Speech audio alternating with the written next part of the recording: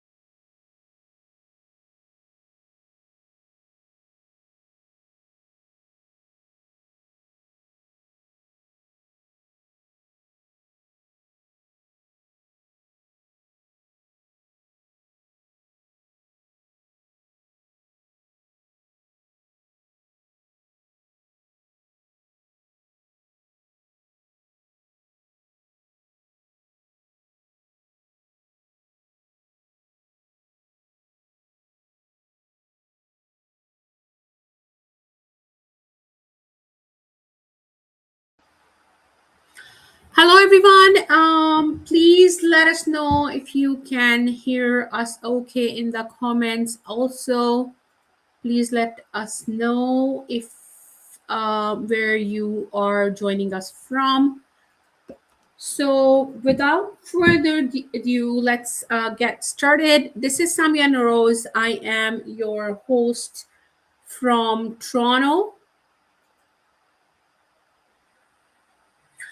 Hello, everyone.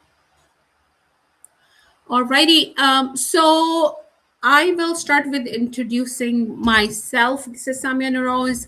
I'm one of the top PMI certified in PMI ecosystem with PMP, PGMP, PFMP, PMI, PBA, risk management, AI project management, change management transformation, and I have a master's degree in management sciences. One of my hobby is to research the topics. I keep an eye on the workplace landscape all the time. That's one of my favorite topic. So I love to read where our industry is heading from employees work performance and recruitment perspective. Part of my life was a career in HR. Now I work in project portfolio, PMO, and transformation domain. So together, I have built a skill set that helps me to understand what is happening in the industry. So I really provide feedback on your resume, the way you interview, your profiles, and all the way how you perform at the job.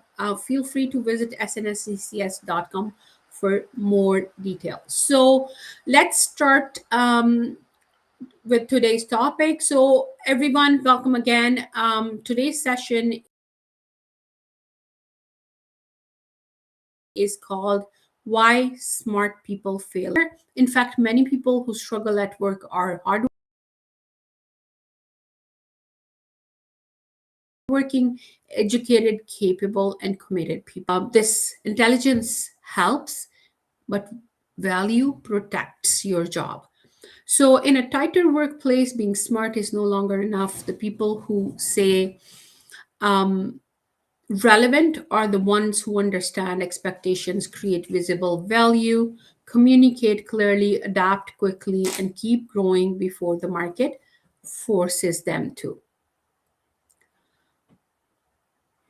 So, why are we talking about this now?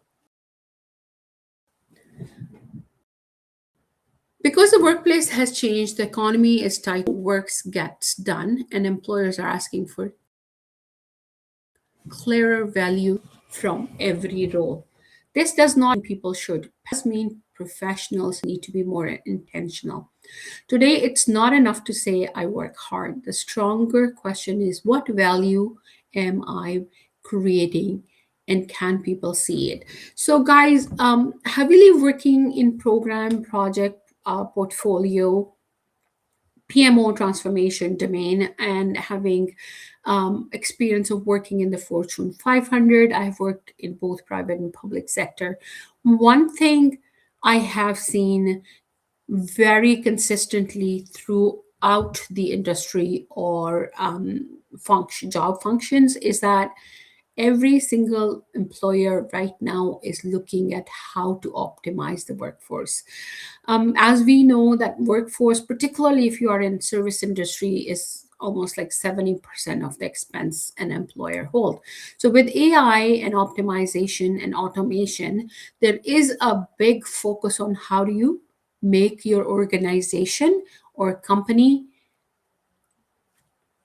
more efficient and optimize resourcing, and that is the reason why we are seeing a lot of layoffs. And the theme that came out of that is that everybody looking at their resources from the lens of what value do they bring to the organization. And this is not just specific to employees, it's also with the functions, like as a project manager or as a project, like what value an organization, along with what value a project is bringing for the organization. Or like if an organization has a PMO, what value are they driving from that PMO? And if I am in HR, I have to answer that question as well, like how many functions in the organization are actually bringing measurable value to the organization and trickles down all the way to everybody today is measured against one criteria, and that is what value do I bring. That is why we are looking at this topic today, and I had a lot of requests from different industries and employee segments to cover this topic today. So the market has less patience for average performance today. Jobs still exist, but competition feels sharper. Hiring can slow even when workload increases. That means employees may be expected to do more, adapt faster, and prove impact more clearly. Average performance becomes risky when organizations are reviewing cost, productivity, and role relevance. So the goal is not just to keep a job, the goal is to become clearly valuable.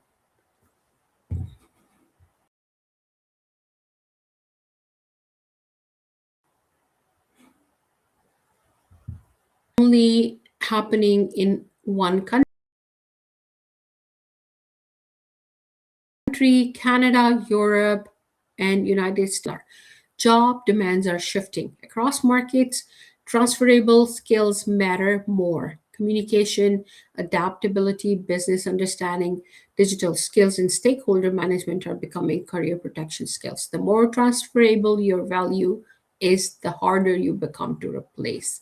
And that is the topic of our session today. Layoffs are not always a sign that a company is failing. Sometimes layoffs happen because work is being redesigned. Companies may reduce roles in one area while investing heavily in AI, automation, or new business models. That is a signal we need to understand. Employees cannot rely only on job titles anymore. The safer question is my work still connected to where the organization is going?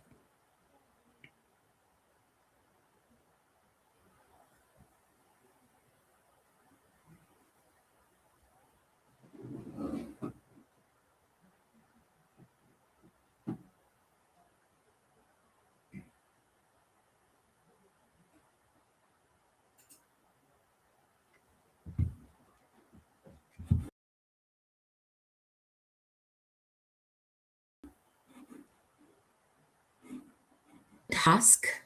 They work hard, they often get results quietly, but valuable people go further.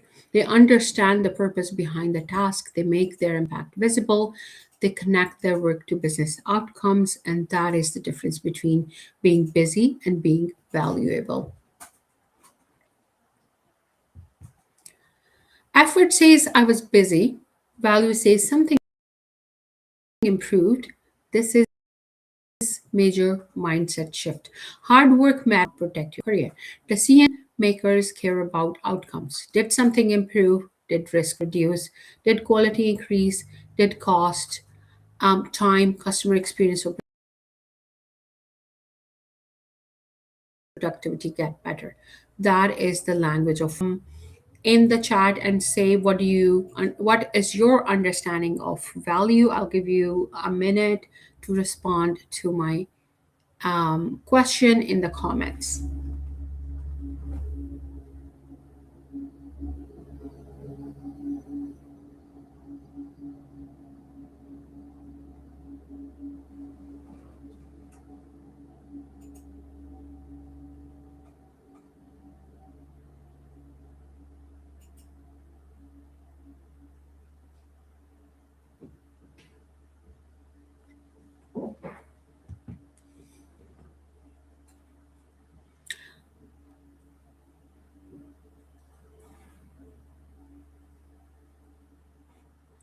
All right, so guys, thank you for your comments. So let's look at mistake number one, employees today can make. The first mistake is confusing effort with outcome. So many people say, I worked so hard on this. That may be true, but the workplace usually reward results, not just effort. Hard work must create a visible result. So instead of only describing the task, we need to describe the improvement created by the task. So let me help you visualize the story. So you are an employee, and in the past, it was very clock in, clock out type of mentality. I would go to work and I would sit on my desk for 8 hours, and that was enough for my manager to know that I'm physically present in the workplace. Then we hit COVID and we moved to remote work all of a sudden, and that is where the technical shift happened, where employers actually started looking at the KPIs that could measure performance of people working off site. Now, as a manager, I could not actually see where my employee is sitting and what he's doing. So that is where this shift actually started, and people started talking about what did you do instead of how many hours you spent on that.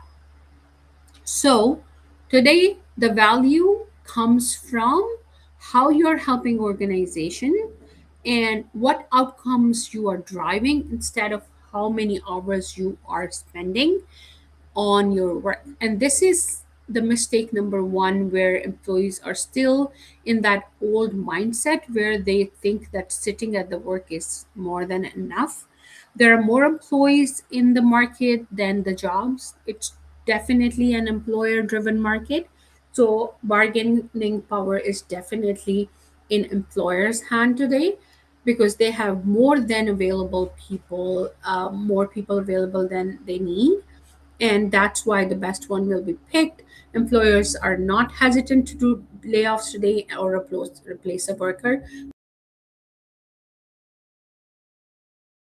because with AI, it's very the learning curves very easy to replace a worker today as compared to previous years. So if you want to be successful in workplace, you need to move your mentality, switch gears, and help yourself understand that you need to produce value and not just clock in, clock out. And you not only just um, produce value, you help people to understand it as well. So here is a simple tool. Say I completed X so that Y improved and the result was Z. For example, I completed the weekly project report so that leadership had clear visibility into risks and results was faster. to make faster decision making. This is how you turn ordinary work into value language.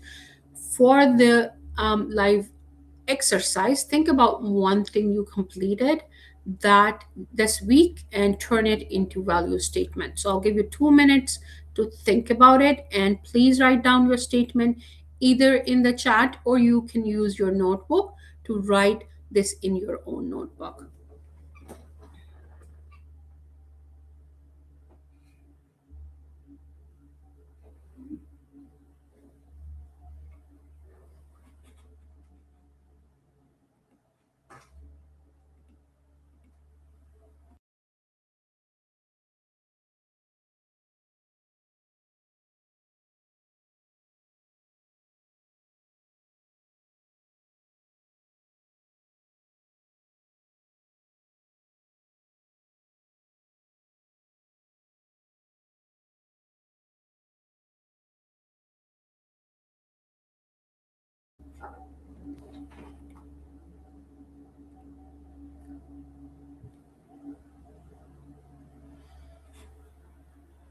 So let's look at the mistake number two. Um, these are my observations and experience here. This is the knowledge I'm sharing from my observation, my work experience, and from the literature. So this is for your guidance. Of course, every work environment is different, every employee is different, every manager is different. So these are the standard guidelines I can provide you to help you to excel at work, but these are not the concrete stepping stones that you must follow as is. So mistake number two is not knowing what success means. Many people start work without confirming the target. So then later they receive feedback that surprises them. That is avoidable. So smart professionals clarify expectations early. They do not assume that completing the task means they met the real expectation. Vague goals create vague results. So, guys, very important here. The beauty lies in the eyes of beholder, and the value lies in the eyes of person who envisioned that work and passed it to you. One thing I have really witnessed in particularly the entry level employees who just landed in the job market, they do not fully understand the expectation of their manager or employer or owner or the leader. They assume things, they start working on that, and they add their own imagination into the work, which is maybe very strategic type without necessarily understanding the big picture. Because your manager is working with maybe 10 departments, and his vision is different than your vision. What you see is one piece, what your manager is seeing 10 pieces. So what you see is not what he sees. So what he envisioned is not what you envisioned. So the work he's passing you is as per his or her or company requirement, and you assume what from your little knowledge, what you understand, and you start working without necessarily understanding what is expected of you. So how do you improve that? Before starting important work, ask three questions.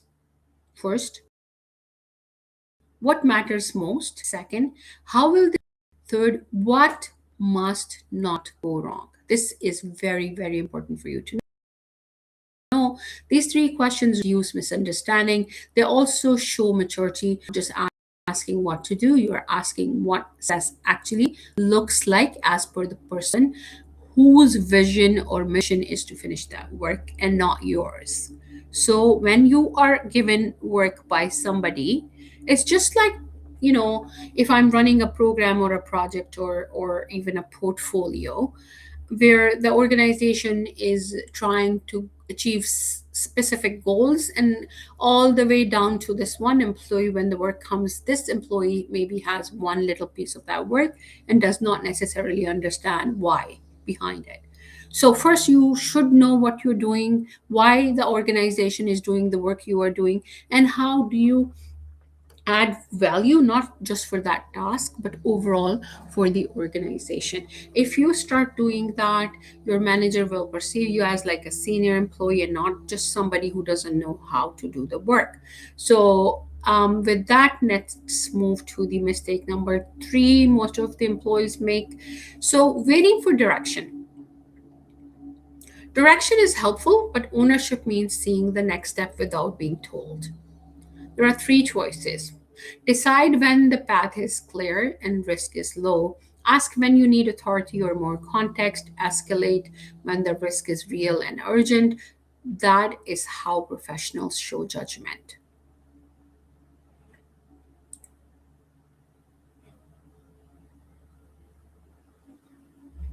Mistake number four is weak communication, and that creates extra work, guys. It causes confusion. Rework is bound to happen when you don't understand communication. And remember, guys, communication is two-way. It's somebody speaking and somebody perceiving it.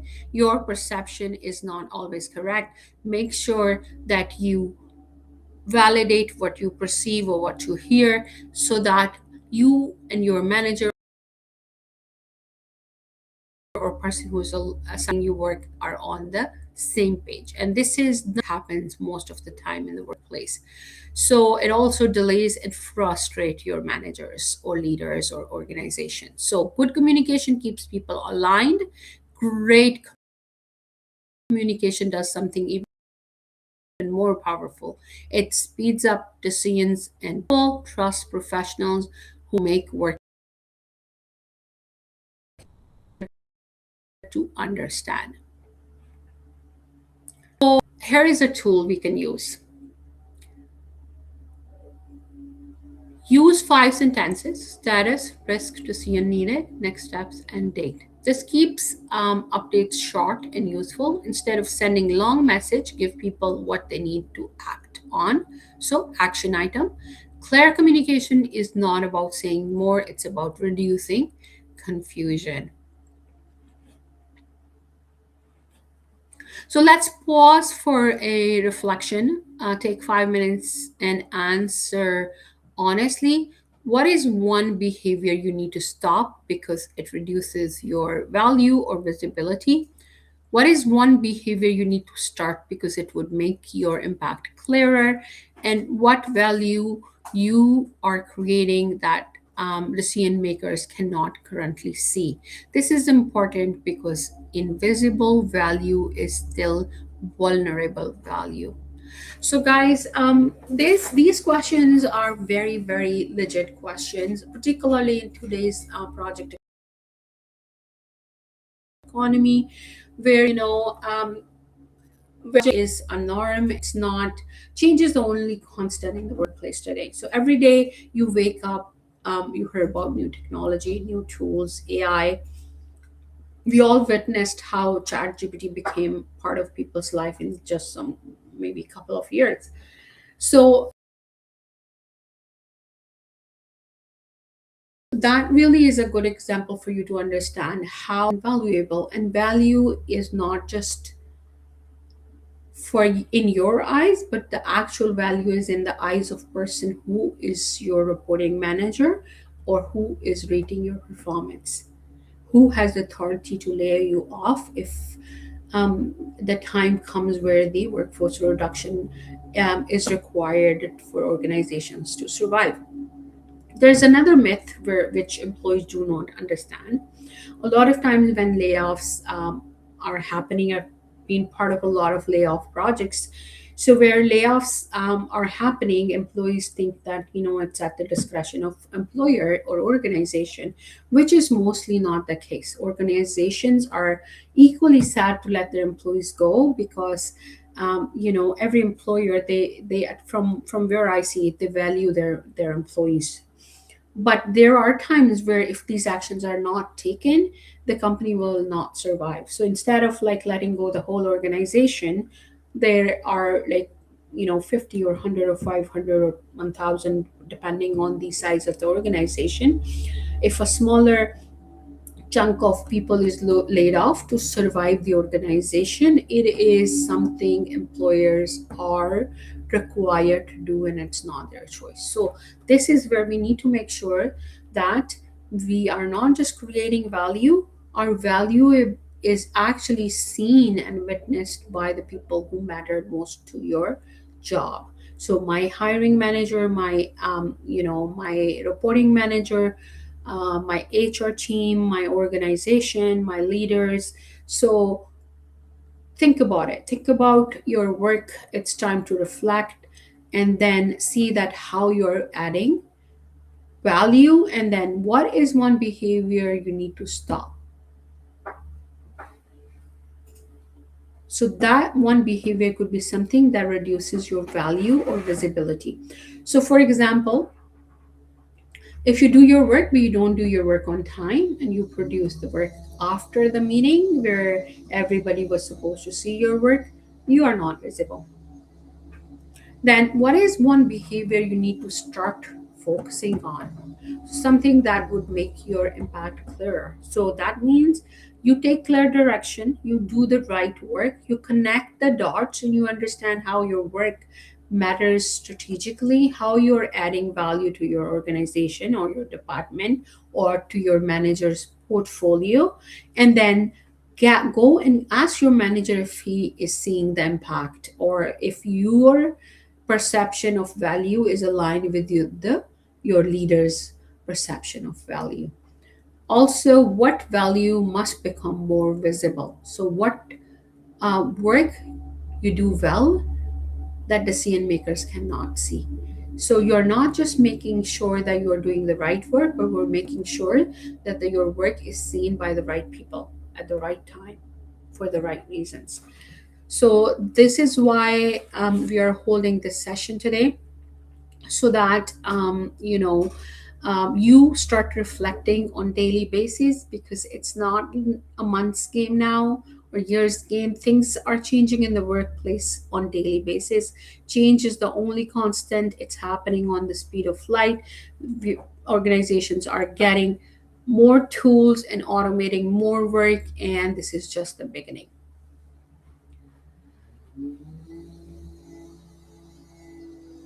So with that, let's look at the fifth mistake employees make. So the fifth mistake is solving tasks without understanding the business problem. So guys, every project, every program, every initiative, or every task happens for a reason in the organization, and at the back end it's solving a problem your employer has. So it starts with understanding what the business problem you are solving. Every task has two layers. Above the surface is the task, what to do. Below the surface is the reason why it matters to the organization, who pays you, who you work for. So, promotable people understand both. They don't just complete assignments, they understand the business reasons behind those assignments. The owner lens is something you should all be very well versed with. The owner lens means thinking like it is your money. Before a major decision, ask, would I spend on this? Would I delay this? Would I accept this risk? This does not mean you own the company, it means you think beyond your task. That mindset makes your judgment stronger and your recommendation more valuable. So, I have worked in the organization of all sizes and all kind of industries for almost like 2 decades now.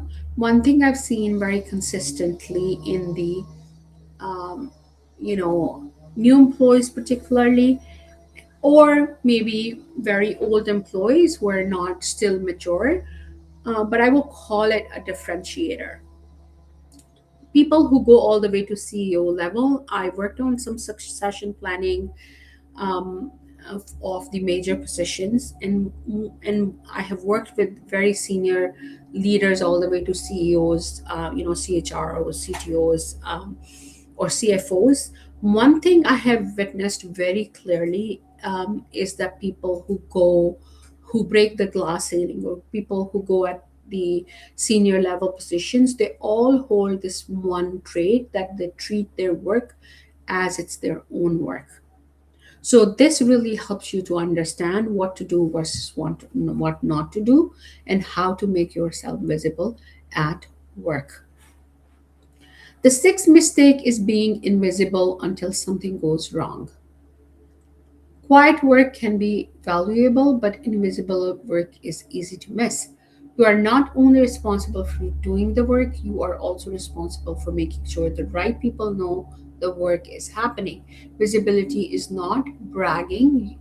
Useful visibility builds trust. So, guys, in today's project economy, where there are like new initiatives happening, and initiative or project means that it's not operation. So the definition of project is that it has a start date and it has an end date. So how it differentiate so work environment from an operation perspective is that in operations the work is ongoing, and there are people, most of them are permanent, and everybody knows everybody. Whereas in projects, most of the time it's new teams, you're working with people you don't know. Your work could be a dependency on some very major task, even maybe your work is not that big of an ask from the organization perspective, but maybe there is another critical component of the work that dependent on your work. So it's very important for you to help those people understand that yes, this work is happening, it's on track, I'm on it. So this is something that could help you to survive in this very unpredictable times. So our tool 4 is weekly value proof.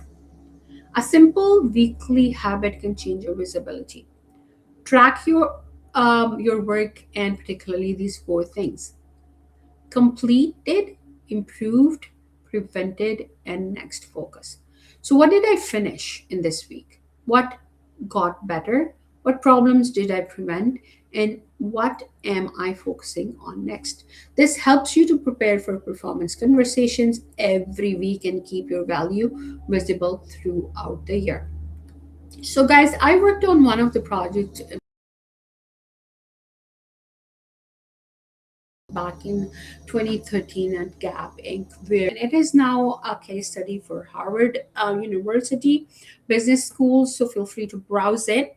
So Gap Inc. actually went from rating and reviews to no rating and no reviews, and um, in the right time touch bases and feedback. So which means that there are no performance reviews after 6 months or a year, where your manager is sitting with you and saying, okay, you got 4 out of 5, that kind of something, whereas you are rated every day on your work. So that mindset is the reality of today's for pretty much all the organizations. So, keeping that in mind, you want to make sure that weekly your manager is aware of all these 4 criteria we discussed about. Remember, it's your duty, the onus is on you to show your manager that you are working and adding value, rather than passively sitting and waiting to listen from your manager that you are doing a great job without necessarily helping them understand. So mistake 7 is treating stakeholders as optional. Your work depends on people. People have priorities, fears, pressures, and expectations. Influence starts when you understand what matters to them. Strong professionals do not only manage tasks, they manage relationship around the work.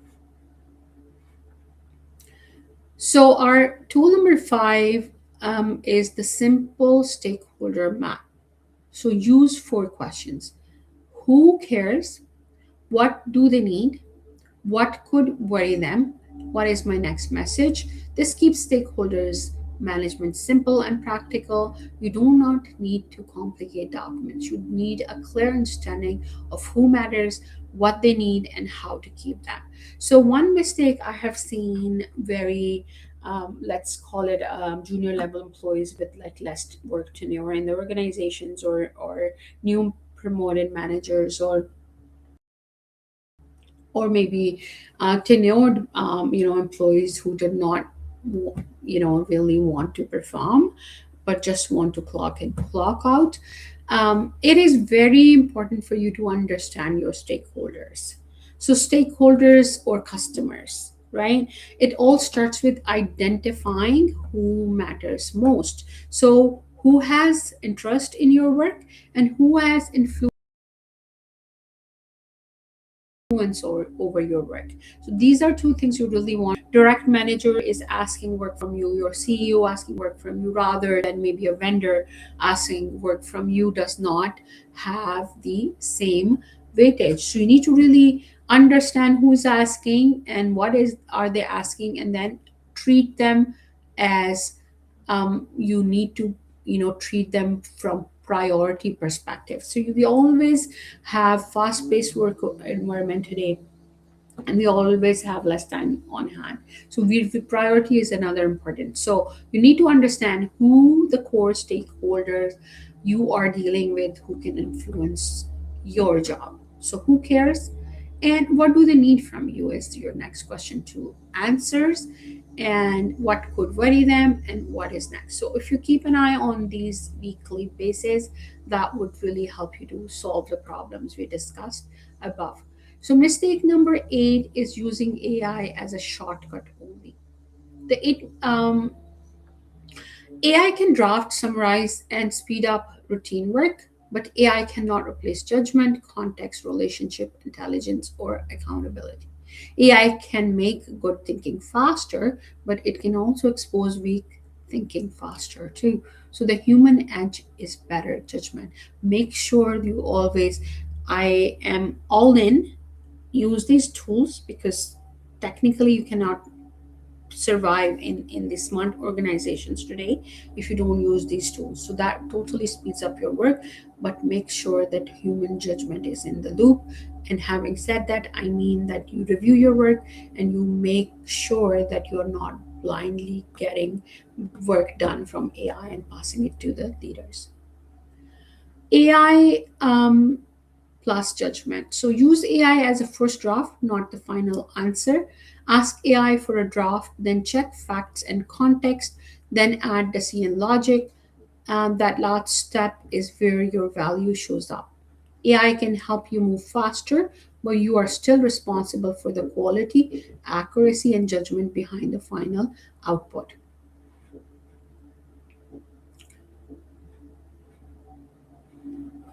So, mistake number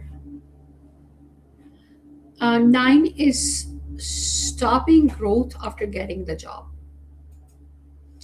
So this is very common and very relevant to today's discussion, guys. The ninth mistake is stopping growth after getting the job means the job keeps changing after you accept it. Your skill expire quietly. So the routine is simple: learn, apply, and share. Identify one skill you need, apply it in real work within 30 days, then teach it to someone else. This is how learning becomes capability. So, guys, this is exactly what I do. I make sure that every year, I enhance my skills, my knowledge, my experience, and have been adding certifications to my portfolio every 6 months. So yeah, in the initial discussion, I discussed that I have almost all major PMI certifications that make me one of the top certified person in PMI ecosystem. And that really helped me to accelerate my career in all domains. And now I like to do these free classes. I like to teach people, and that gives me a refresher. So, guys, make sure that you are adding value to somebody else's life, not from the very professional monetary perspective. It gives you satisfaction, and trust me, giving is a strength. So, learn something and see if you can help somebody else to learn that skills. It will give you mastery, it will give you growth, it will give you confidence. So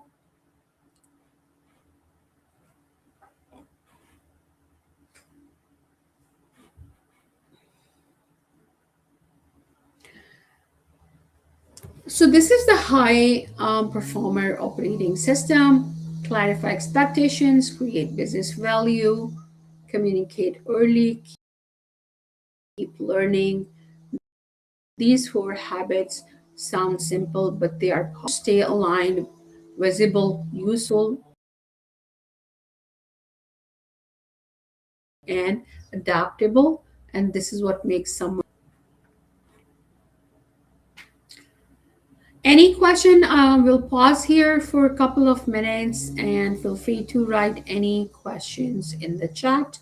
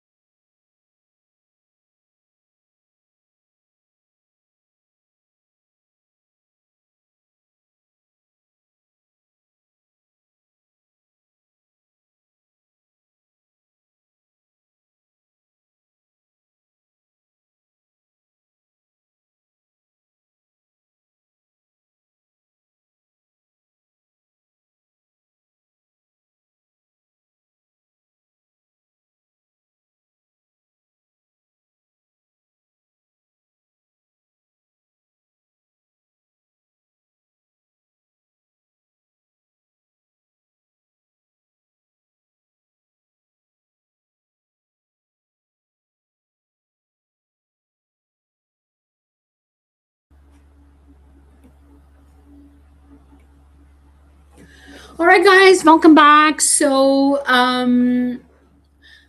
here's your 30-day reset. Week one, your statement. Week three, strengthen one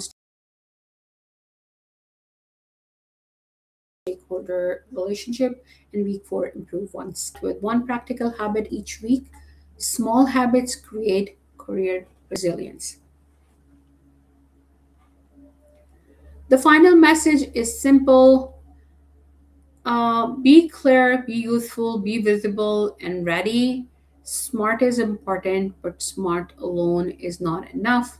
In today's workplace, the safest professionals are the ones who understand what matters, create visibility, value community early, build stronger relationship, and keep growing before they are forced to.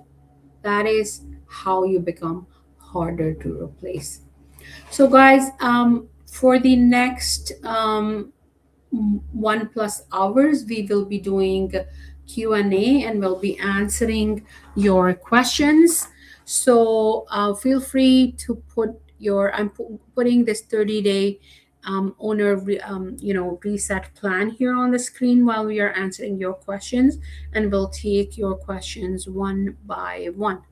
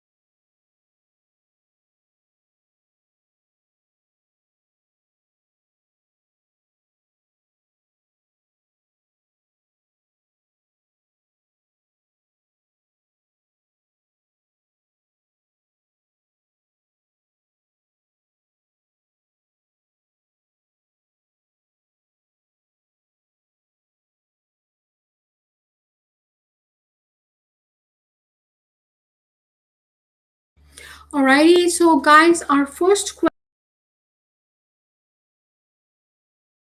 question here is that how to future very unpredictable gray market.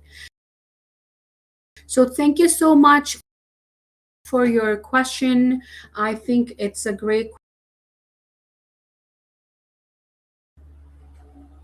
it's a great question. So, guys, I think this is one thing that we really, I think you thinking about future proofing is actually a great beginning. Someone who asked this question must be thinking about the future. So, today we need to really focus on our future. More than ever before, it was a norm. Somebody will get a job and they will keep that job for 20 years and they will retire. I feel like type of environment where I have also already seen companies doing employees marketplace where they are sharing resources. We need to learn the skills which are in demand. I think if you want to do some rehearsal today, if you or whatever tool use and ask what are the 10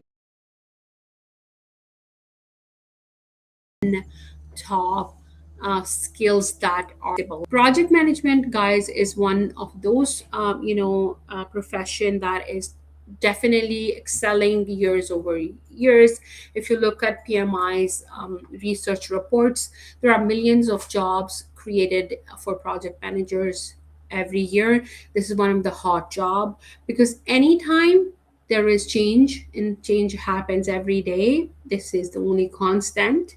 So every organization to survive in today's AI, automation, or project driven economy have to move to a future state which is very different from today.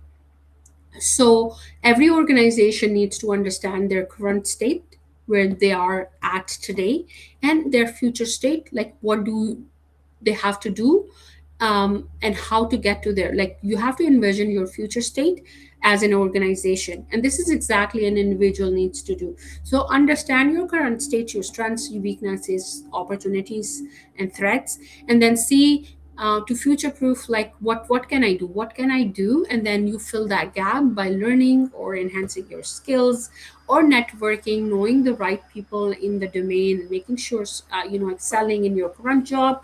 And that is how you future proof yourself today. Understand your current state, paint a picture of your future state and understand that gap that is stopping you to go from your current state to future state, and then fill that gap. And that gap could be different for everybody. So I do provide 15 minutes free consultations, guys. If you really want to do that, feel free to go to SNS and understand, the you can what do we do, and if you have any related questions, feel free to book time with me, and I will be there to help you. Um, your questions, so feel free to keep putting your question in the chat, and I will be happy to respond to your questions. With that, let's go to the question number 2. So, question number 2 is, are you saying hard work does not matter anymore? Very, very good question. Very smart question, guys. So, I'm not saying at all that hard work does not matter. Hard work still matters. The point is that hard work by itself is not enough today. Clear value. In the workplace, people are usually judged by outcomes, what improved, what reduced, or what results were created. So the goal is not to stop working hard, but to connect hard work to visible impact. So it's not just for people or employees, guys. Even I've seen the biggest like projects finish on time, on schedule. They delivered the scope on quality, yet they were not seen as a value add to the organization. I can give you one example. So let's say an organization bought a new tool. Let's say they bought Workday for HR. The company, decides they want to achieve through implementing this ERP system. So, for example, they are saying, okay, let's bring Workday and enhance our employee performance, or enhance our recruitment timeline, or enhance our diversity, numbers, maybe hire from underprivileged places. And let's look at the compensation, make sure our salaries are fair. So I had, as an organization, all these goals in my mind when I implemented Workday. I passed it to a project manager or a program manager. We hired a vendor, we spent millions of dollars, the tool was implemented successfully. So the processes were designed, the tool was implemented, the training happened, the vendor implemented and passed it to operations successfully, on time, on budget, and on scope with the quality agreed upon. Yet the project failed miserably. Like, why? Now the project finished, the implementation happened, but people who were supposed to use this tool did not use the tool, which means there is no value generated for the organization. So I thought by spending millions and millions of dollars, I will enhance my recruitment speed, or I will be paying more fair wages, or my diversity numbers would look better. But my people will learn faster. But nothing happened because people who were supposed to use this tool are not using this tool. So technically the value is zero for the organization, even everything was done successfully. And it is the same case in the individual scenarios. If I am an employee and I'm given a work item to finish, I finished my work, but that work I finished did not impact the outcomes at all. That work will not create value. And even when I finished everything, my work was not visible. So there's no visible impact on my performance. So this is exactly what I meant. By all means, I did not say that stop working hard. Working hard is the number one requirement to be seen in your job. So I have another question, but before I move into that, I'm just changing the title. So, question number three is, what is the difference between being smart and being valuable at work? So, guys, in my humble opinion, a smart person may know how to complete the task well. A valuable person understands why the task matters, how it connects to the organization's goal, and how to communicate the results clearly. Being smart helps you do the work, but being valuable helps people to see why your work matters. I hope that helps.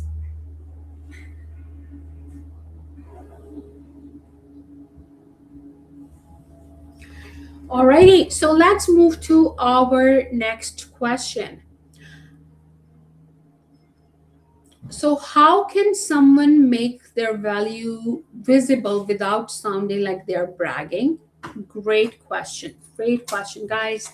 So, I know, most of the time, um, when you are talking about your work, people can assume that you're bragging, but couple of situations where actually, at least from my experience, bragging is not bad. One, when you are in a job interview, so it's all about you, they actually want you to tell them all the good things about you, so brag as much as you can. And same is the performance reviews, right? So bragging is not always a bad thing.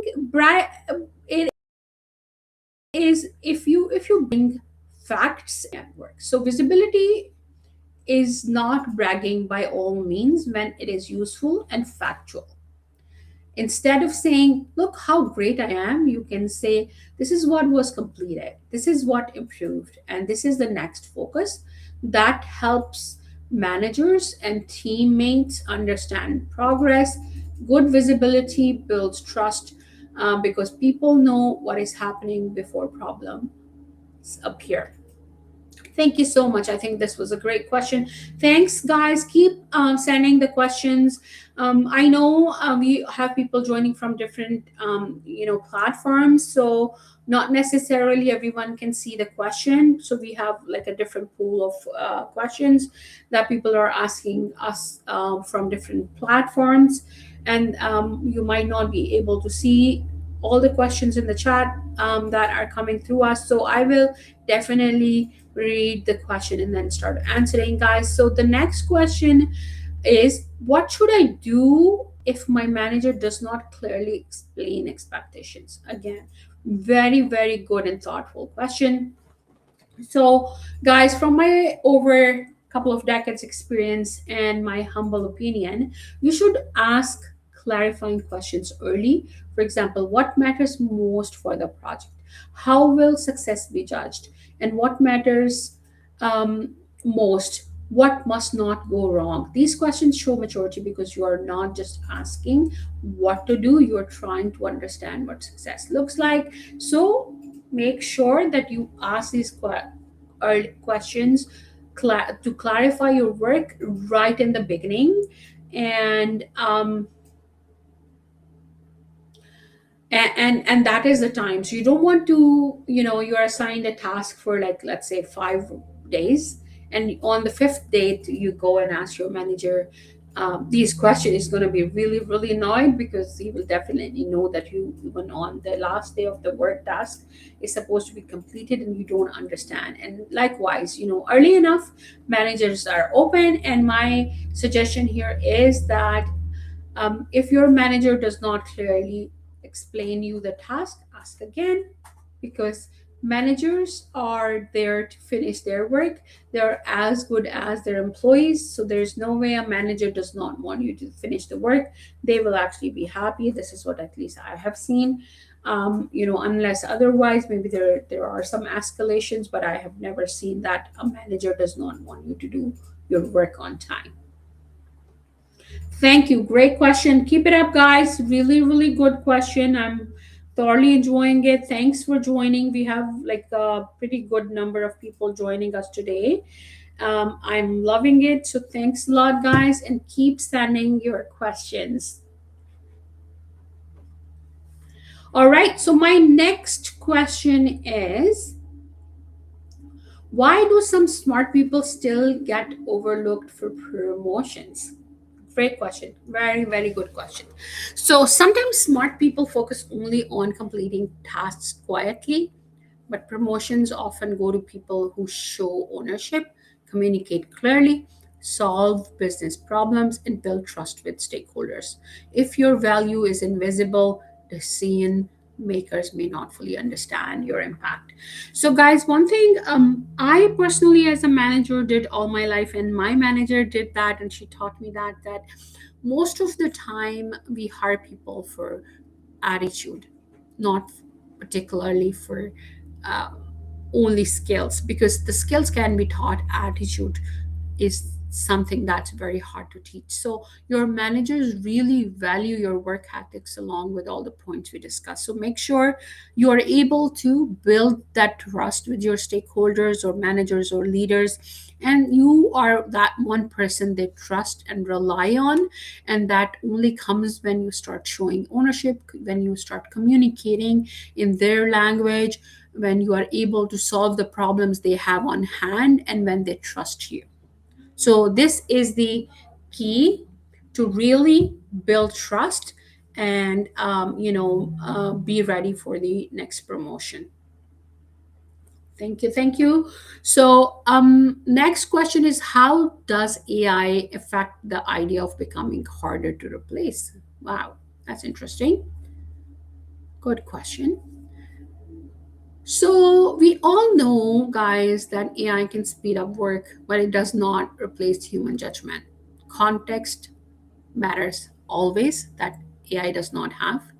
Accountability is another something that AI is not accountable for the work.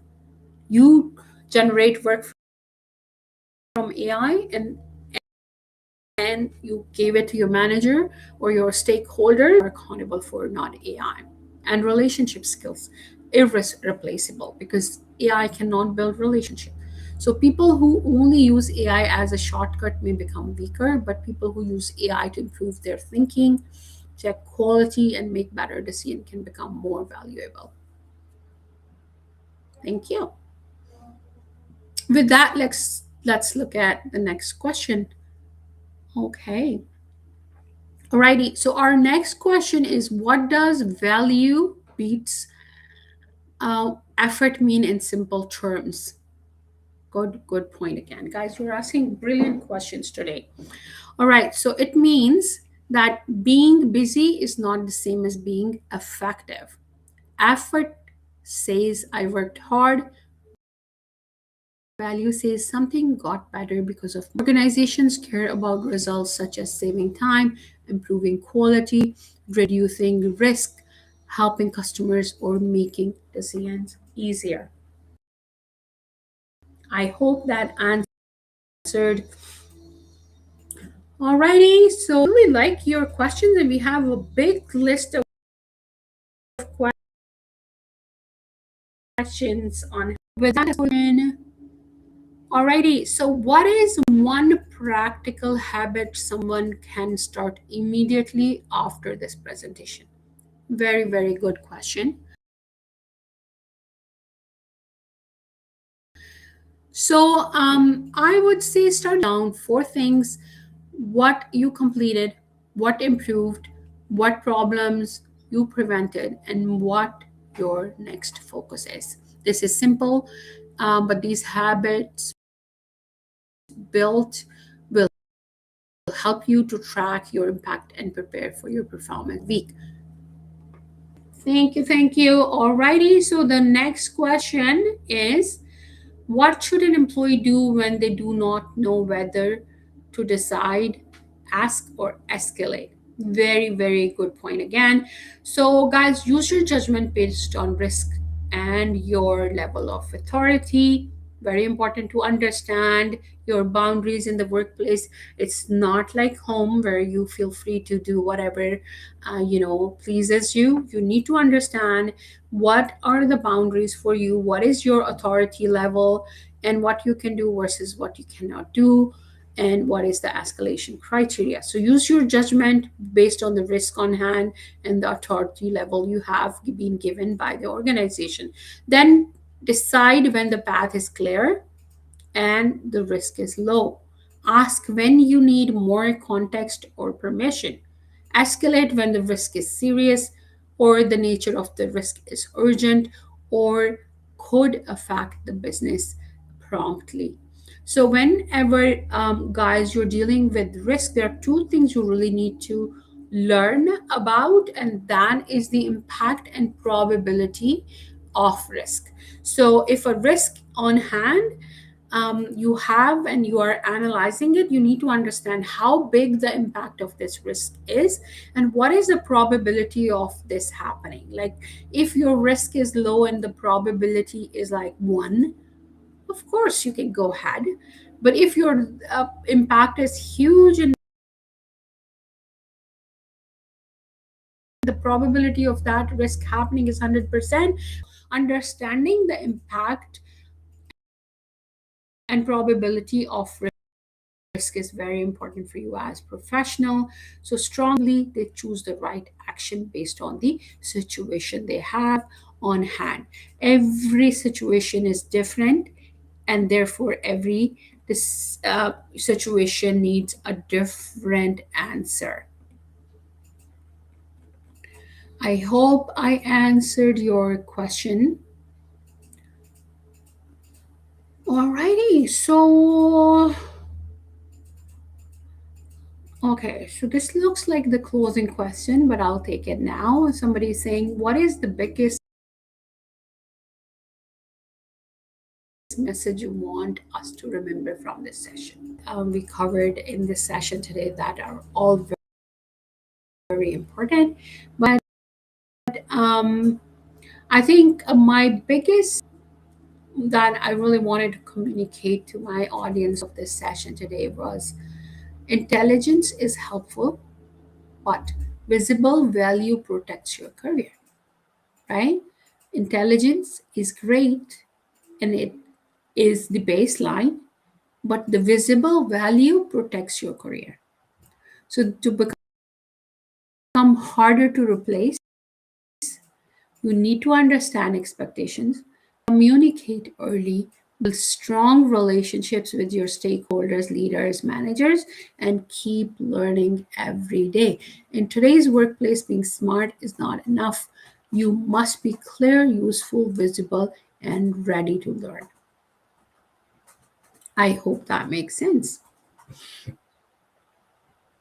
Alrighty, so with that, let's move to the next question.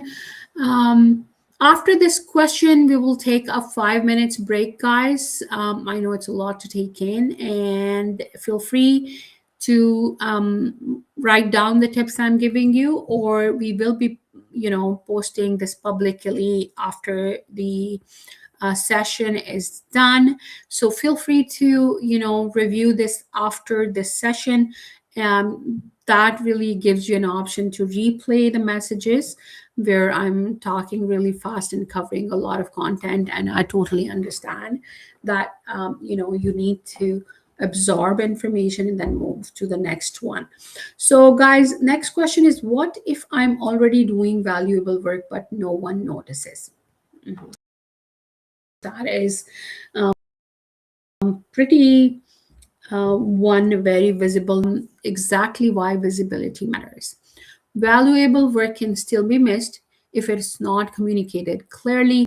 You do not need to brag, but you do need to show progress every day at work. A simple weekly update can help: what you completed, what you improved, what risks you prevented, and what you are focusing on next week. That makes your value easier for others to see. Thank you, guys. So with that, let's go for a 5 minutes break, and I will. It's currently we'll start our break like at 2:10 Eastern time. We have joined you from Toronto, and I see that we have very global audience. And guys, again. Wherever you are joining us from, take your time, take a quick 5 minutes break, and we will see you back at 2:15 Eastern time, which is Toronto time. Thank you.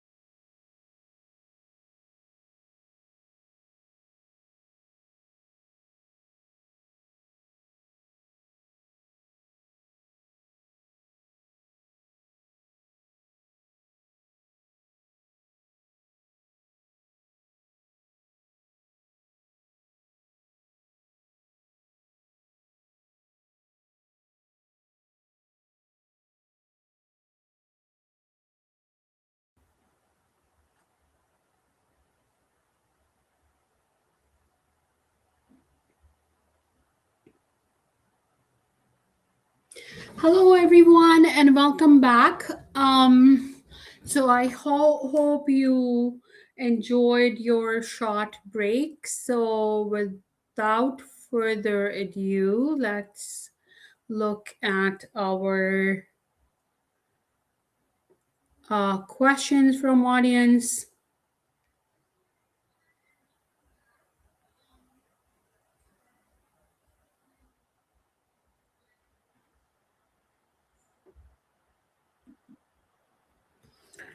Alrighty, so guys, the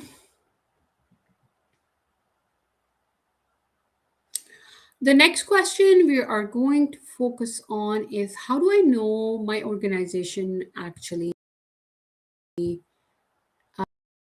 what my organization actually values. So, guys, really good question. So, this is the number one question you want to understand to excel in a job interview, to apply for a job interview, to do your job right day to day, to do a project right, a program right, a portfolio needs to be aligned with this question. So, thank you for asking this question. Actually, this is the most important question an employee needs to ask, or a job candidate needs to ask, or a senior leader needs to ask every day.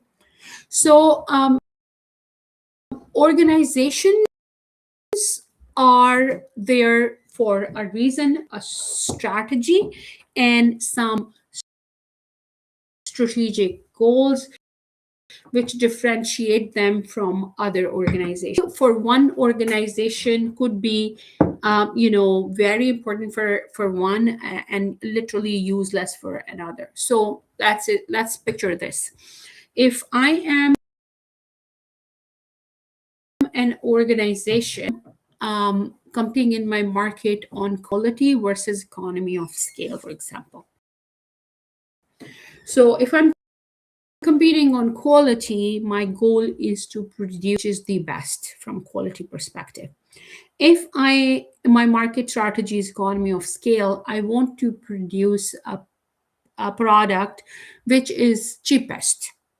My criteria of value will be very different from that organization which is competing on quality and wants to make product which are best in the market. So if, let's say, you're working in an organization which is competing on cost, and you are buying maybe as a project manager or operation manager products which are very expensive to make, you are failing your organization. On the other hand, if you are working in an organization that is competing on the quality and you are putting cheap project, then you are ruining the reputation of that organization. So the core message here is to understand what your organization's core values are and what values most to the organization from branding perspective, ethics view perspective, goals perspective, the return on investment perspective, based on the career level, based on the situation, based on your situation and your role. Understand what value means at your level, right? Look at what leaders talk about most: cost, speed, quality, customer experience, risk, revenue, or productivity. Then connect your work to those priorities. You can also ask your manager directly, what are the most important outcomes for our team? Matters at each level. So again, guys, if somebody would ask me to say which is the most important information an employee needs to know, the first, this is what I'm going to say: understand what values to your organization, then understand what values to the department and your team and to your manager. Only adding value if you're doing the right work. Question.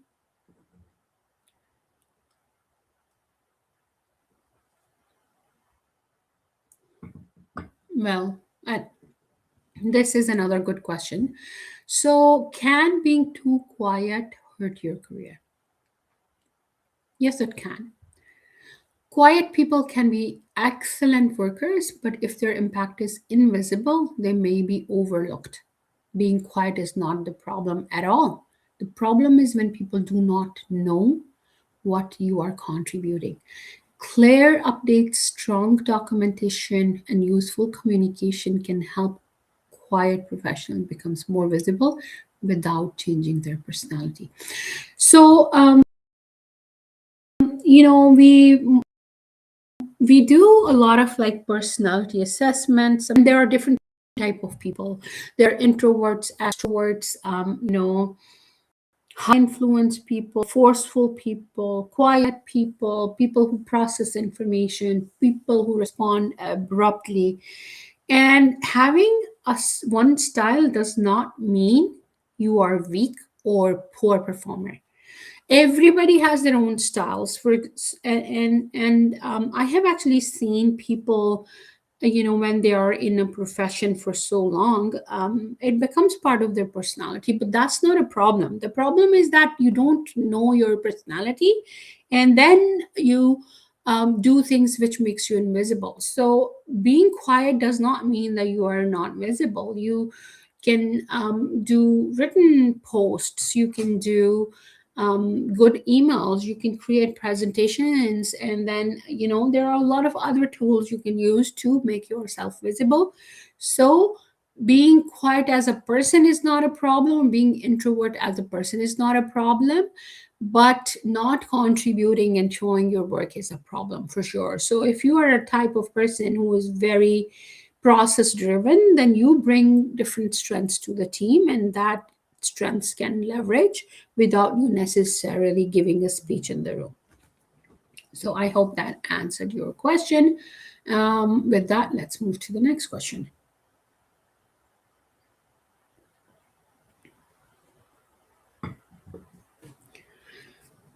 Alrighty, guys. So, what is the biggest mistake smart employees make? Wow, great question. So one of the biggest mistake is assuming that doing the task well is enough. So particularly related to today's session, we talked about visibility a lot. If you know, no matter how good you are, if your work is not seen, you're invisible, and invisible is not good. So one of the biggest mistake, at least in my humble opinion, is that assuming that you do the good work and it's seen, it's not enough.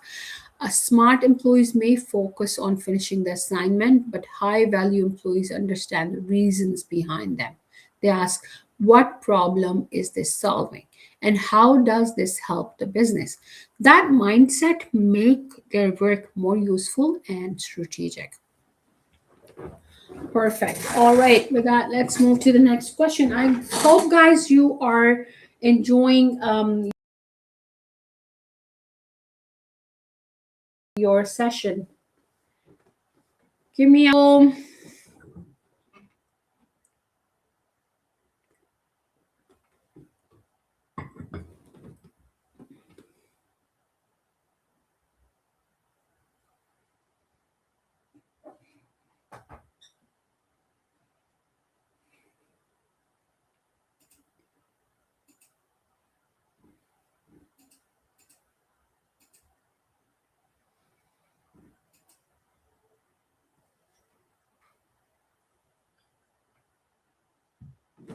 All right. Thanks, guys. So we are getting some red and purple hearts. Good to see that.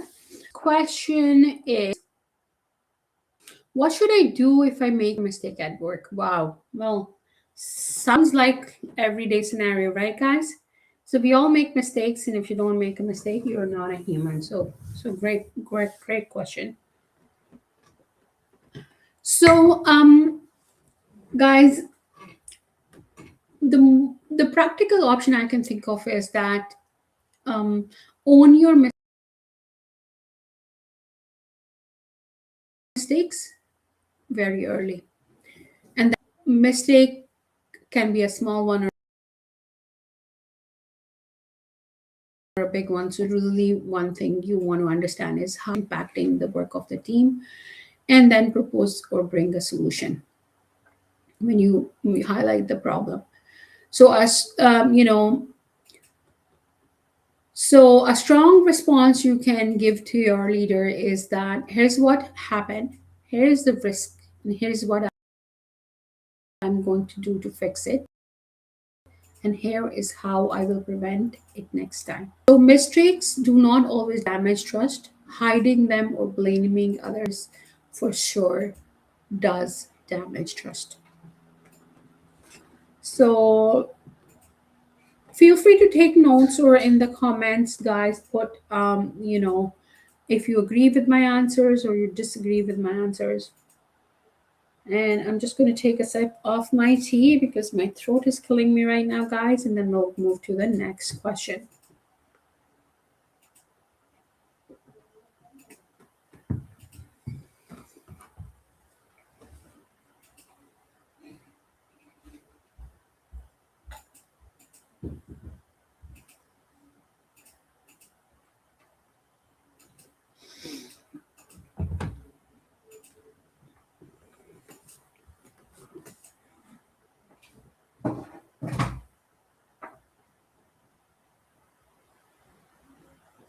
Okay, guys, so our next question is actually a great question again. And I'm so happy that you guys are so engaged in everybody's asking a brilliant question. And I think it's not just going to help the audience in this room today, it will actually help the audience who will listen to this video again. So thank you for these wonderful questions. So our question is, how can I become more proactive without overstepping? Very thoughtful. So I would say use your judgment. If the risk is low and the next step is obvious, take an action. If you need authority, ask. And if the issue is serious or urgent, escalate for sure. Being proactive does not mean making every decision alone. It means not waiting passively when you can move the work forward responsibly. So, guys, and we have very like a manager or senior manager or a chief or maybe an entry level employee or a co-op student. So you all have your own level of authority and independence to make. Most of the time, it is very clearly documented in job descriptions, your job duties or tasks, and if it's unclear, you can ask. But as a matter of fact, mostly what is in your capacity versus what is not when it comes to decision making. One lesson I really remember from my days at Amazon, and that we learned about the revolving door decision making theory. So we were told that you know um, if you are making a decision and that can reverse easily, it means it's not very risky to do the task. On the other hand, if you're making a decision that's not reversible, think 100 times. So you want to make sure that you understand what you are doing will be something that can be reversed easily or that cannot be reversed. So of course the situations where reversing the situation will cost company huge impact is something where you really want to make sure that you escalate and take authority before moving forward and making sure that there is no room for mistakes.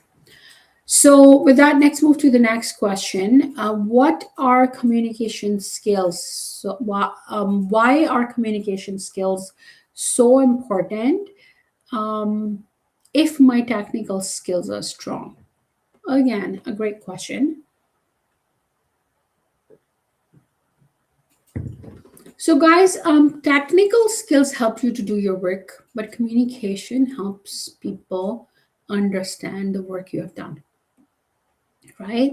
So you can be a developer who's really, really good at coding, or you can be a designer who can connect the logic with the design. You could be, you know, a PMO lead who understand the compliance very well.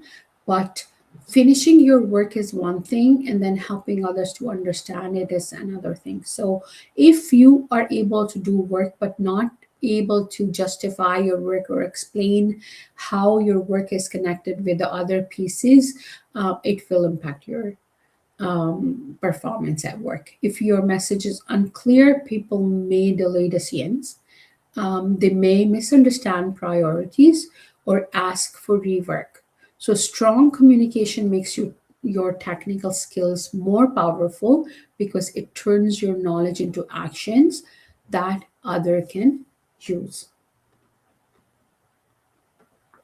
So, with that, let's go to the next question, guys. Our next question is,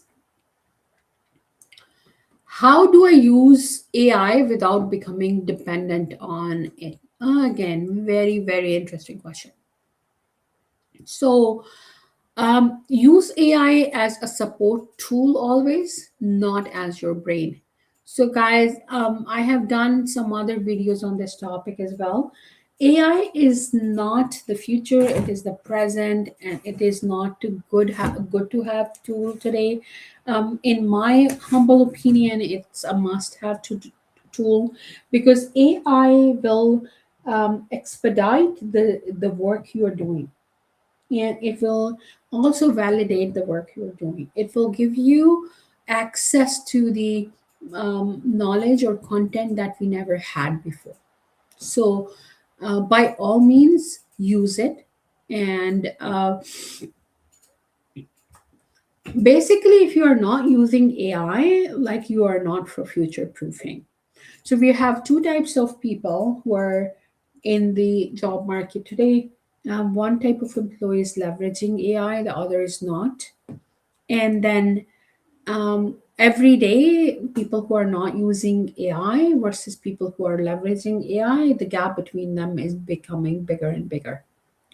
So, as they say, that AI will not take your job, the person using AI will take your job. So, we technically are kind of bound to use AI, but we do not want to use AI as your brain. You still want to use your brain that AI does not have as compared to your brain. So use that, leverage your brain, and use AI to support the or accelerate your work.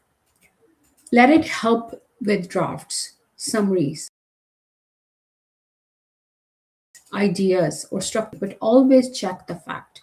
Add context. The value is not just in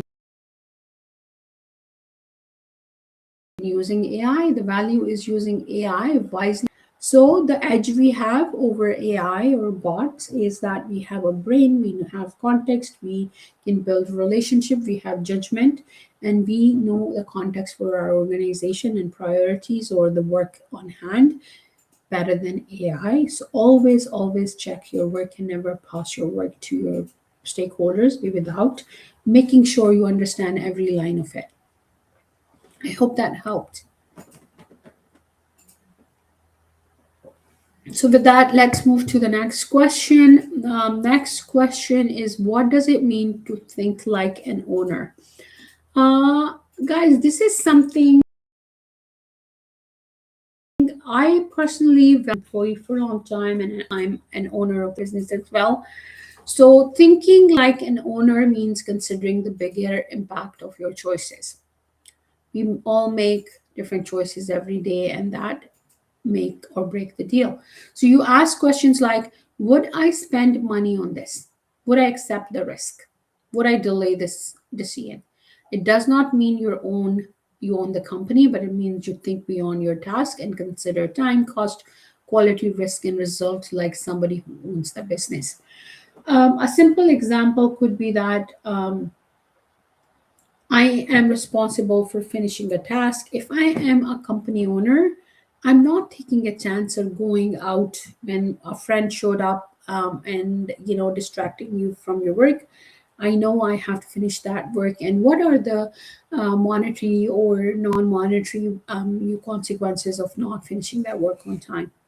So if you put yourself in your owner's shoe, or if you're empathetic, then you stop making excuses or lame excuses, or delaying the important work, and that is where your managers or leaders or owners start trusting you, that you care. And when you care, then your owners or leaders or managers, they care for you. And when time comes where they have to pick top 10 employees, then definitely trust is the number one factor that usually, at least as an owner, I would consider as a criteria. If I have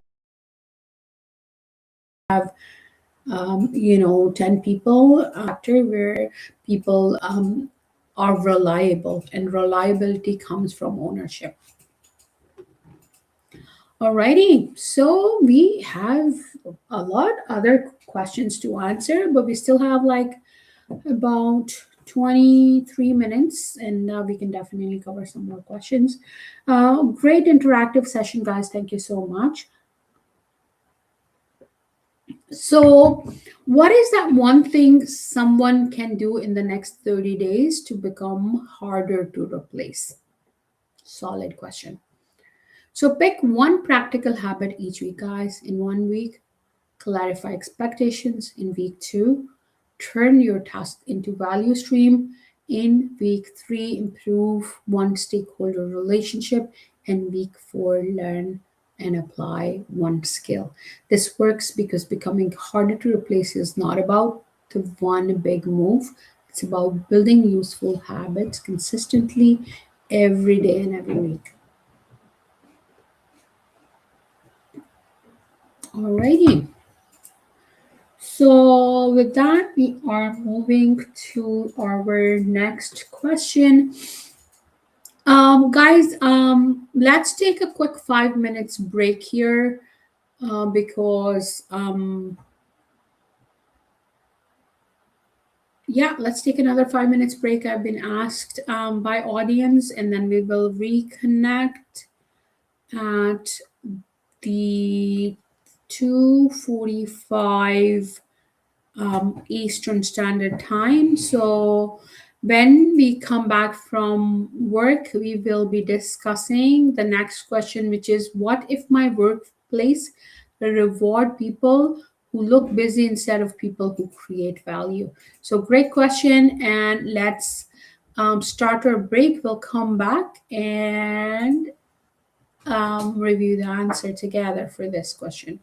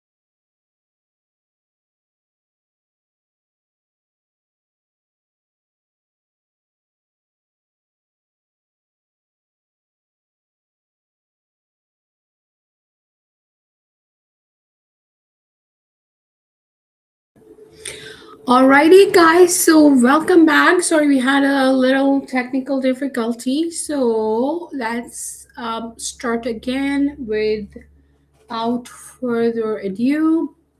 So I am waiting in the chat for you to confirm that you can hear us okay. So just give me a heart in the chat if you can hear me, and then we will start.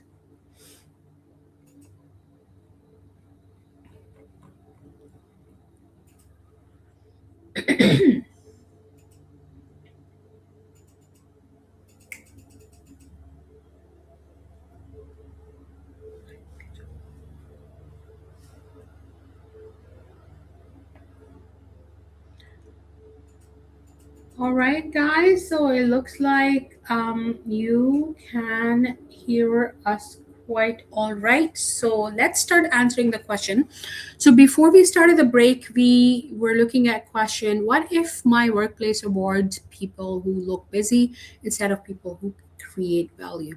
So that can happen, of course, guys. We all work with humans, and to or is human. So management can also make mistakes, and mistake can happen at any level, and this is very much possible, but it is still safer to focus on value. Looking busy may help temporarily, but real value lasts longer because it connects to results. The best approach is to show both effort and outcome. Do not just say, I worked on this all week. Say, I worked on this and it helped reduce delays, improve clarity, or support a decision. And that makes your work harder to ignore. So, guys, we just not work only to show people that we are working. For me, work is very different than showing up and doing what you are supposed to do or you are asked to do. I want to add value and I want to learn. And learning only happens when you actually work rather than showing or pretending you're working. So look busy. Do nothing is not the option here, but look busy and do work. And add value is what you are looking for from organizational impact perspective, and also your own career growth perspective as a professional mature every day. So next question is, how can an entry level employee show value if they do not make big decisions? Great questions. You don't need a senior title to create value. Entry level employees can show value by being reliable, asking clear questions, reducing mistakes, improving small processes, and communicating early. Even small improvements matter when they save time, prevent confusion, or help the team move faster. Guys, just imagine in your head there's no job, a small job. If somebody is paying you to do that work is important. Otherwise, people will not pay you. So you are making an impact in your own capacity when you have paid work. That I can guarantee you. And you always have options to add value in your own little capacity, because if I'm an employer and I'm giving this job to somebody and I'm paying them, of course, I want some work in return. And that work is important enough that I'm paying you for that. So do not assume a job is a small job. Every job has room to add value at a level. So, is being visible more important than being skilled? No, no, not at all. Skills still matters, but invisible skill can be overlooked. The strongest professional have both. They do good work and make the impact clear. Visibility without skill can look fake, but skill without visibility can be missed. So the goal is not to choose one, the goal is to combine competence with very, very clear communication.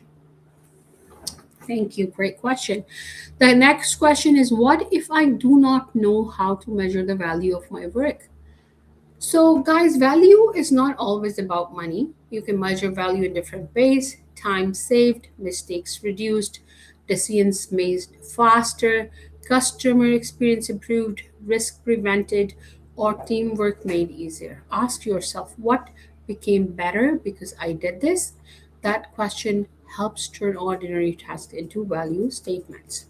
Thank you for asking a really good question. And with that, Nets, I think we have one, two, three, four, five, or six more questions. And guys, I'm going to enhance my speed to make sure I cover all these questions before the end of the session. Um, so, how do I say no to extra work without seeming lazy or negative? So, do not just say no, explain the trade offs. For example, I can take this on, but it may delay the current priority. Which one should I do first? This shows that you're not thinking negative or saying no for the sake of no, rather you are thinking responsibly. High performers do not accept everything blindly. They protect quality by clarifying priorities. With that, next question is, what if my manager only gives feedback when something goes wrong? Good question. So then you should create feedback moments before problem happens. Ask questions like, am I focusing on the right priority, or is this the level of quality you expected? This helps you avoid surprises. It also shows ownership because you're not waiting until the end to find out whether you were aligned. So, guys, I have seen a lot of different managers I reported into in my career, and some people only give you feedback when they want you to make correction, but in the back end, they're collecting everything you're doing and then they reward you at a certain level. So, you need to differentiate if people are too busy to give you positive feedback in the moment because you never know, or maybe you want to understand that this person's style is that. So it's important to understand your leader's style and time on hand, and then take the corrective measures. So, our next question is, how can someone recover if they're already seen as average at work? Wow, pretty good question. So, we want to start by becoming more consistent and more visible, clarify expectations, deliver on small promises, communication. Um, Progress should be shown, and we show improvement over time. So, reputation does not usually change in one day.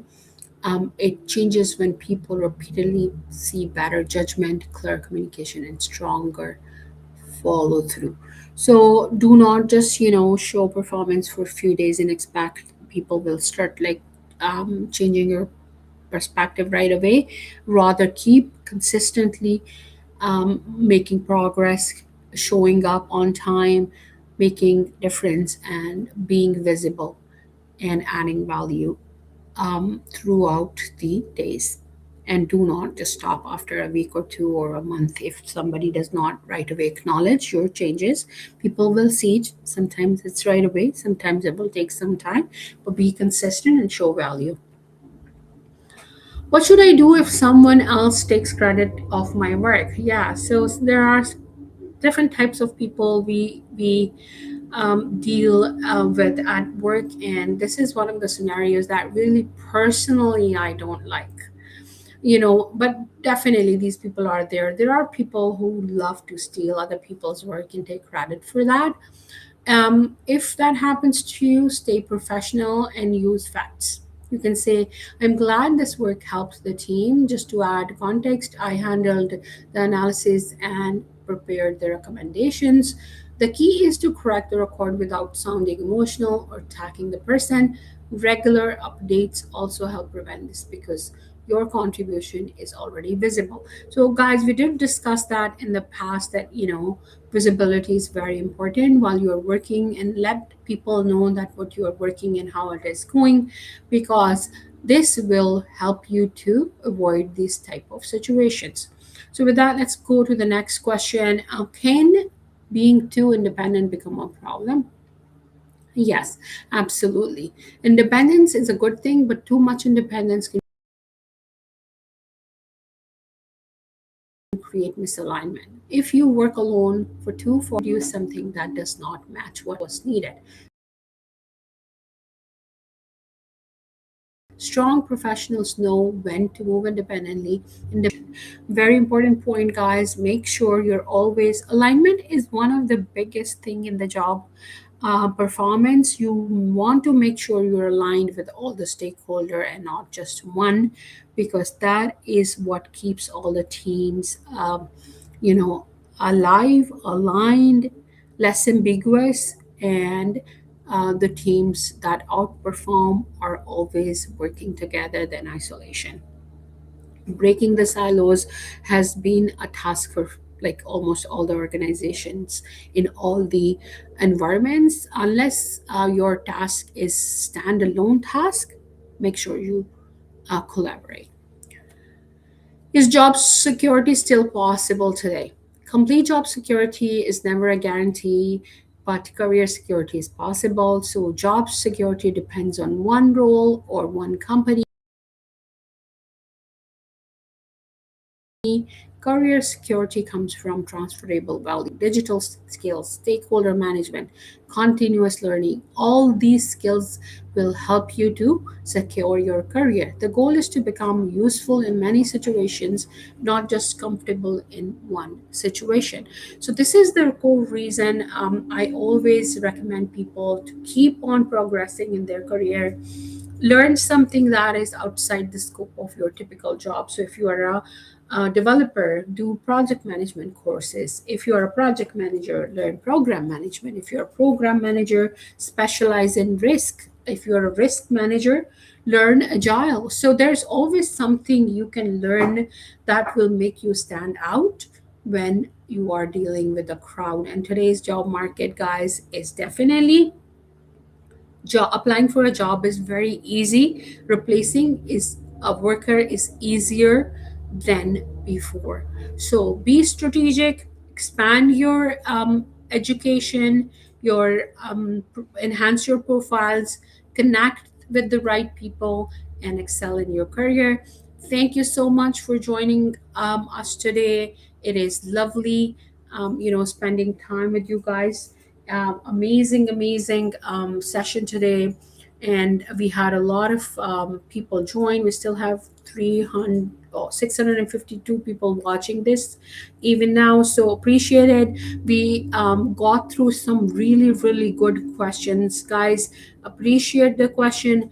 Thank you so much for joining. I'm here for another 5 minutes if somebody wants to ask another question, but I will close the session for today for those who have other commitments and want to drop. So thank you so much for joining, guys. We are here for another 5 minutes. If in case anybody wants to join us in the chat, I'm going to put the website of my company, so feel free to browse snsccs.com.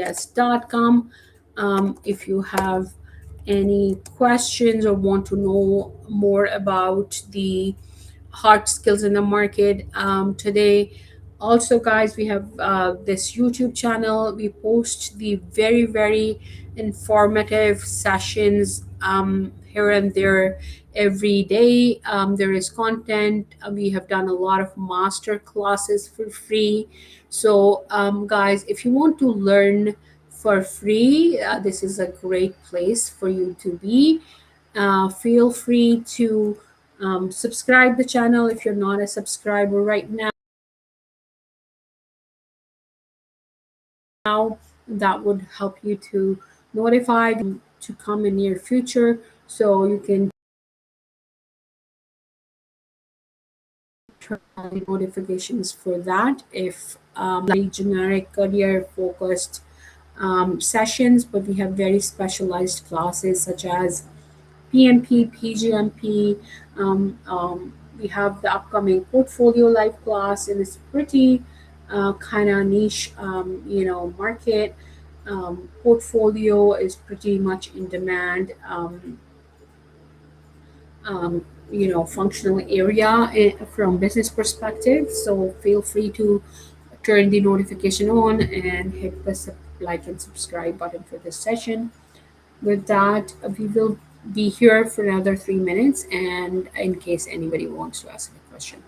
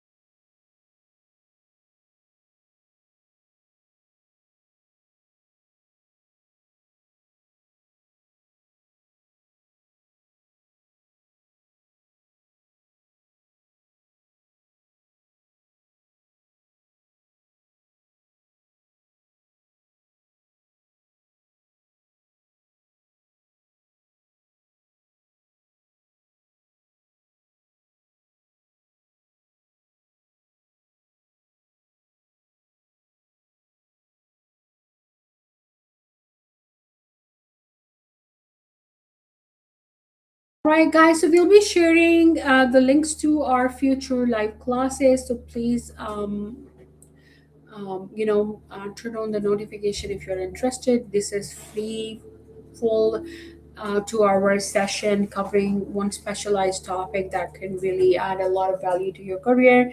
I'm one of the top certified from PMI. We're authorized training partner for PMI, and all the resources we share are coming from an authentic sources. So, I would really encourage you to review and watch these live sessions if you're really looking to future proof your career and you want to know something outside of your career. With that, thank you so very much for joining, guys. And I really appreciate the feedback, the questions, and your presence here today. Thank you so much, and hopefully we'll see you in our next sessions as well. Thanks for joining again, and have a great evening, afternoon, or morning based on where you are, and we will see you in the next session. Thank you and goodbye.